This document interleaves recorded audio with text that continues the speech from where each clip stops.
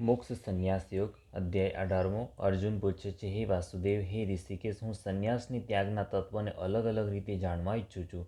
શ્રી કૃષ્ણે જવાબ આપ્યો, હે અર્જુન, ફળની ઈચ્છાથી કરાતા કર્મો ત્યજવા એટલે સંન્યાસ એવું જ્ઞાની લોકો કહે છે, ને બધા કર્મના ફળની ઈચ્છા ન કરવી તેને ત્યાગ કહે છે. કેટલાક પંડિતોનું કહેવું છે કે કર્મ દોષયુક્ત છે, તેથી તેનો નાશ કરવો જોઈએ, જ્યારે કેટલાકનું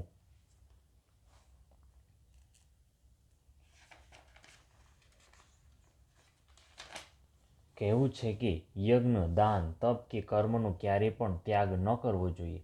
હે અર્જુન, ત્યાગ 3 પ્રકારના છે. આસક્તિનો ત્યાગ કરીને યજ્ઞ, દાન, તપના કર્મો કરવા તે શ્રેષ્ઠ છે.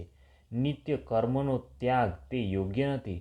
તેનો નૈવેદ્ય ત્યાગ કરવો તે તામસ ત્યાગ કહેવાય છે. શરીરને કષ્ટ પડશે તે ભયથી કર્મ કરવામાં ન આવે તેને રાજસ ત્યાગ કહેવામાં આવે છે. કર્મ કરવું તે કર્તવ્ય છે એવું સમજી આસક્તિને ફળનો ત્યાગ કરી કર્મ કરવામાં આવે તેને સાત્વિક ત્યાગ કહેવામાં આવે છે. જે ફળની આશા રાખ્યા વગર કર્મ કરે છે તે સાચો ત્યાગી છે, કેમ કે તેને કર્મ ફળ ભોગવવા પડતા નથી. સાંખ્ય સિદ્ધાંતમાં સર્વ કર્મોની ઉત્પત્તિ માટેના 5 કારણો કહેલા છે. તે છે દેશ, કાળ, કર્તા, જુદા જુદા સાધન, જુદી જુદી ક્રિયાઓને દેવ, જેના અંતઃકરણમાં સ્વભાવ નથી, ને જેની બુદ્ધિ કર્મમાં લેપાતી નથી, તે પાપથી બંધાતો નથી. કોઈ પણ કર્મ ઉત્પન્ન થવામાં જ્ઞાતા, જ્ઞાનને જ્ઞેય હોય છે. આ 3 કર્મના પ્રેરક છે. ઇન્દ્રિય કર્મને કરતા આ 3 ક્રિયાના આશ્રય છે. જ્ઞાન કર્મને કરતા આ ગુણોના ભેદથી 3 પ્રકાર કહેલ છે. જે જ્ઞાનથી જુદા જુદા સર્વ પ્રાણીમાં અભિન્ન ને અવિનાશી પરમાત્મા તત્વને સમાન ભાવથી જુએ છે, તે જ્ઞાનને સાત્વિક જાણ. જે જ્ઞાનથી પ્રાણીઓમાં રહેવાવાળું એક તત્વ જુદું જુદું ભાસે છે, તે જ્ઞાનને રાજસ જાણ. જે જ્ઞાનથી એક પ્રતિમામાં ઈશ્વરને સંપૂર્ણ રૂપથી રહેલા જુએ છે, આ જ્ઞાન નિર્મૂળ, તુચ્છ, પરમાર્થના અવલંબન રહિત છે, તે જ્ઞાનને તામસ જાણ. આસક્તિ રહિત, રાગ દ્વેષ રહિત ને ફળની ઈચ્છા રહિત કર્મને સાત્વિક જાણ. અહંકારને પરિશ્રમથી કરવામાં આવતા કર્મને રાજસી જાણ. શુભ અશુભવાળું, ખર્ચવાળું, હિંસાની પોતાની શક્તિના વિચાર વગરનું અજ્ઞાનીનું કર્મ તામસ જાણ.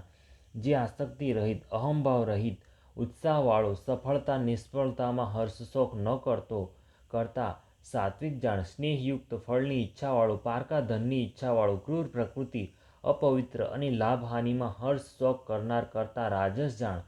અસાવધાન, વિવેકશૂન્ય, ઉદ્ધત, સડ, બીજાનું અપમાન કરનાર, ઉદ્યમશૂન્ય, શોકયુક્તને કામને વિલંબમાં નાખનાર કરતા તામસ જાણ. બુદ્ધિ અને ધૈર્યના પણ ગુણો પ્રમાણે જુદા જુદા ભેદ પાડવામાં આવ્યા છે. જે વૃત્તિ, નિવૃત્તિ, કાર્ય, અકાર્ય, ભય, અભય, બંધ, મોક્ષને જાણે તે સાત્વિક બુદ્ધિ જાણ.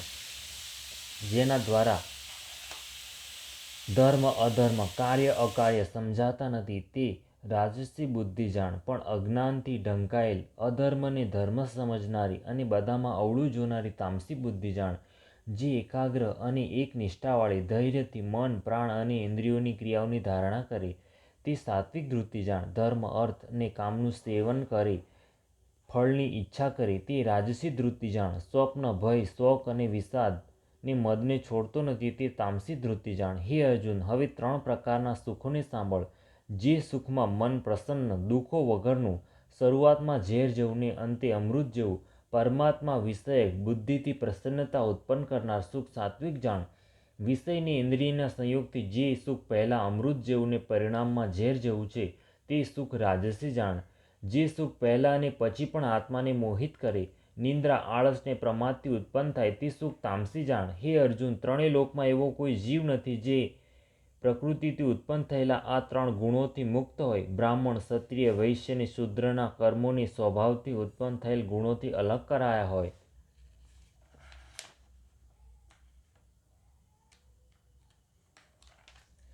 સમ, દમ, તપ, પવિત્રતા, ક્ષમા, જ્ઞાન, સરળતા, અનુભવ, જ્ઞાનને આસ્તિકતા એ બ્રાહ્મણના સ્વભાવજન્ય કર્મ છે. શૌર્ય, તેજ, ધૈર્ય, ચાતુર્ય, યુદ્ધમાંથી ભાગવું નહીં, ધનનું પ્રભુત્વ એ ક્ષત્રિયના સ્વભાવજન્ય કર્મ છે. સેવા ચાકરી કરવી એ શૂદ્રનું સ્વાભાવિક કર્મ છે. હે અર્જુન, જે પરમાત્મા સમગ્ર વિશ્વમાં વ્યાપ્ત છે, તે પરમેશ્વરને પોતાના સ્વાભાવિક કર્મો વડે પૂજીને મનુષ્ય સિદ્ધિને પામે છે. દોષયુક્ત પણ પોતાનો ધર્મ બીજાના ધર્મ કરતાં સારો છે, કેમ કે પોતાના ધર્મ પ્રમાણે કર્મ કરવાથી પાપ થતું નથી. હે અર્જુન, જેમ અગ્નિ ધુમાડાથી ઢંકાયેલો હોય છે તેમ કર્મ પણ કોઈને કોઈ દોષવાળું હોવા છતાં તેનો ત્યાગ ન કરવો જોઈએ. આસક્તિ રહિત, અહંકાર રહિત ને ફળેચ્છા રહિત પુરુષ સંન્યાસથી સત્વરૂપ સિદ્ધિને પ્રાપ્ત કરે છે. સિદ્ધિ પ્રાપ્ત થવાથી બ્રહ્મ પ્રાપ્તિ મેળવવાનો ઉપાય સાંભળ, જે જ્ઞાનની પરાકાષ્ઠા છે. જે સાત્વિક ધારણાથી પોતાના મનને નિશ્ચલ કરી, રૂપ રસાદી વિષયોનો ત્યાગ કરી, રાગ દ્વેષને છોડીને એકાંતને વિશુદ્ધ સ્થાનમાં રહેનાર, થોડું ખાનાર, હંમેશા ધ્યાનમાં તલ્લીન રહેનાર, વૈરાગ્યનો આશ્રય કરનાર, અહંકાર, બળ, દર્પ, કામ, ક્રોધ, વસ્તુ સંગ્રહ આ બધાનો ત્યાગ કરીને મમતા રહિત શાંત ચિત્ત થઈને બ્રહ્મભાવને પામે છે. બ્રહ્મમાં રહેલો પ્રસન્નચિત્ત મનુષ્ય ન કોઈ નાશવંત કે અપ્રાપ્ય વસ્તુનો વિચાર કરે છે. તે બધા પ્રાણીઓમાં સમભાવ રાખે છે, મારા સ્વરૂપને જાણે છે, મારો આશ્રય લે છે, તે મારી પરમ ભક્તિ પામે છે. તું મનથી સર્વ કર્મો મને અર્પણ કરી મને સર્વસ્વ માની જ્ઞાન યોગનો આશ્રય લે, મારામાં ચિત્ત પરો, તેથી બધા દુઃખ દૂર થશે.